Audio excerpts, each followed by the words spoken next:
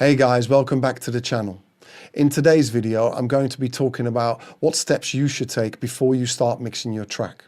So this video won't go into the actual nitty-gritty of how to actually EQ your sounds, but it will give you a really great idea of how to set your mix up for success. And before we start, can I please ask you to like, subscribe, and press the bell for future content. So the first thing you should do is you should make sure that you're totally happy with your arrangement. Now that could mean you need to play it in your car, you need to play it to someone, you might need to play it when you're waking up, going to sleep, whatever you might need to do to know that you're definitely happy with that arrangement before you start mixing. The last thing you want to do when you're mixing a track is making huge changes, such as dropping out an 8-bar, adding another 8-bar here or there, or taking out a chorus or halving a chorus and dropping. You don't want to be doing that if you can avoid it, because it will take you away from the mix process. And the further down in the mix that you go, the more automation, the more processing, the more plugins you're going to be running. So the harder it is for you to just chop that bit out and have it all working the same as it was. If an automation line is affected, then you're going to have to reprogram it. So then you might not get the same effect back that you had, or the same flow of that automation is not the same. So avoid that by getting your arrangement right in the first place. So now that you're happy with the arrangement, the next thing to do is save it as a different project file. Just save it the same title name and say mix or mix 1, just so that you know that this is the same arrangement, but it is now the mix version of that last arrangement that you already completed. It might sound really simple, but it's something that if you don't do it at a later stage, you want to go back, you don't have the last version of what you were working on. My final arrangement of a song before I go to mix will have a lot of channels in it. But out of those channels, there's probably 30 to 40% that actually aren't playing. They were ideas I had before, and I do keep them all because it's always valuable that at some stage you might want to go back to something that you were doing right at the start of creating this track. But now it's time to clear all that off. Delete it all. Some people hide it. I don't, because you want more CPU power. So go into each channel and clean the whole channel strip. Then name all the channels and regions and put them all in the same place. So all the beats are together, all the vocals are together, all the keys are together, and all the sound effects are together. Now that you've got all your tracks and regions labeled all together in the same place, I would suggest you color them. Once you've done that, you can go one step further and put them all into track stacks.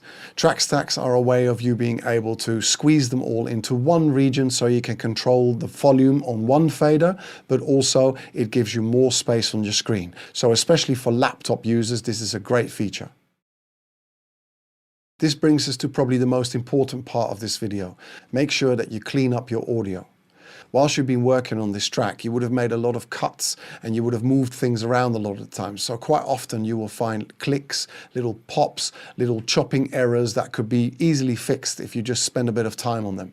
And you might not notice them, but they do add to that cluttering up of your mix. Especially on your vocals. Your vocals need to be looked at from start to end. You've got to listen to all your breaths. Do you need those breaths? Usually on a lot of dance tracks, all breaths are removed. Keep the breaths that only mean something to the song, or that you know that once you put a delay on that, that's the effect that you're trying to get from it. Otherwise, remove them. Make sure that your audio is clean. You might have a little noise after your vocal that you haven't chopped off, which has got a lot of low-end rumble on it. That might affect your low-end EQ. So just be very careful. Go through those audios and make sure that you're completely happy and that everything sounds clean and precise. So the next thing we need to do is we need to find a reference track or reference tracks. Some tracks that you choose will have a really great vocal sound on it that you think, you know, I want that type of vocal sound. But you might also find a track that you think, now that's exactly how I want to mix this track, or that's the genre of what I'm doing. So it's got to sit with that. It's got to be played next to it, and it's got to sound as good. It's got to come across as well. What this does as well is it allows you to really see where you're lacking. You know, are you putting too much instrumentation right up the front? Have you not got a key instrument that's really leading like it is on that reference track? You know, is the vocal, has it got enough reverb? Has it got enough delay on it? These are all the things that a reference track can do. And if someone turns around and says, oh, you're just copying, no, you're not. You're using the inspiration from other people. There are others before you that have done amazing works, and you need to use that as your motivator or the thing that drives you to get your mix to sound even better.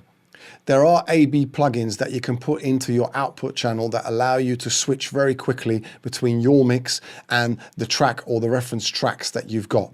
So use your reference tracks to really identify where you can get your mix to sound better.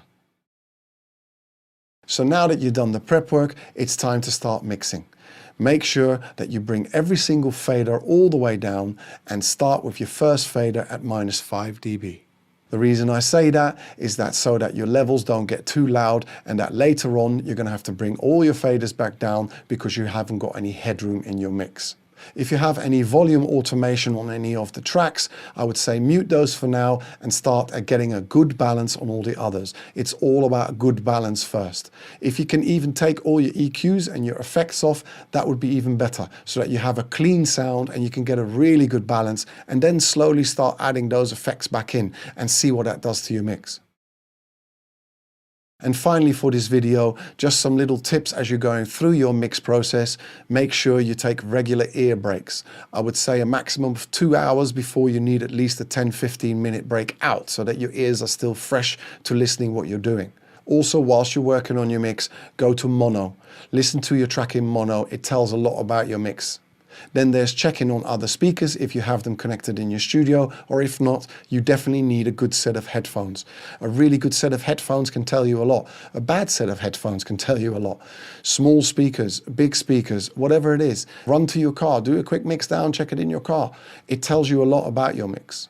But again, as I said earlier, protect your ears. Keep the volume low as much as you can and make sure you have ear breaks.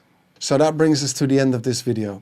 I hope you have learned something, and I hope you're able to implement some of this into your workflow and get better results. Please like and subscribe and press the bell for future content. Thank you.